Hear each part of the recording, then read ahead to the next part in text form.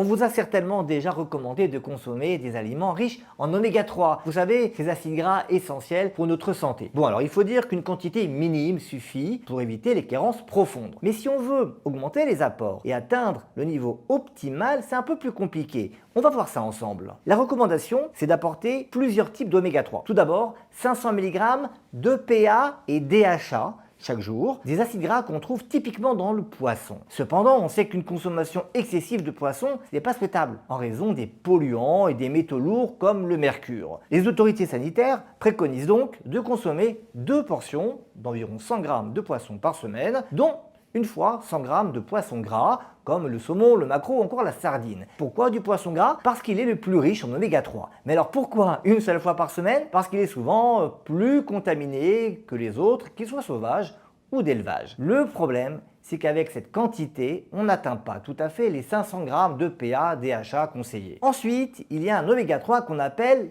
l'ALA. C'est un acide gras qu'on trouve dans les végétaux et l'apport conseillé, il est d'environ 2 g par jour. C'est théoriquement possible si on consomme quotidiennement des noix, de l'huile de colza ou encore des graines de lin. Il y a aussi l'huile de lin qui est souvent mise en avant, mais personnellement, je ne la recommande pas parce qu'elle s'oxyde très facilement. Pour les végétariens qui ne consomment pas de poisson, il est important de noter que l'ALA peut se transformer en EPA et DHA dans l'organisme. Ainsi, si vous n'atteignez pas les apports conseillés en oméga 3 avec le poisson, vous ne serez pas véritablement carencé. Finalement, quand on fait les calculs, il n'est pas évident d'apporter régulièrement des quantités optimales d'oméga 3 sans être constamment très attentif à son alimentation. Et ça peut représenter un véritable défi pour beaucoup de personnes. Alors faut-il se tourner vers les compléments alimentaires d'oméga 3? Je ne le recommande pas. L'objectif en nutrition, c'est d'améliorer sa santé, de prévenir les maladies. Or à ce jour, l'ensemble des études testant les suppléments d'oméga 3 ne montrent pas d'intérêt pour la population générale, quel que soit le domaine considéré. Il y a une exception